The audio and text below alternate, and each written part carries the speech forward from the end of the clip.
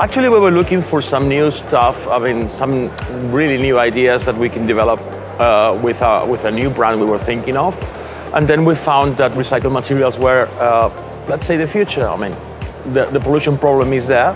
So we thought we could do something to help us prevent somehow this problem. And we thought it would be interesting for certain people, but there are more and more customers worried about these problems.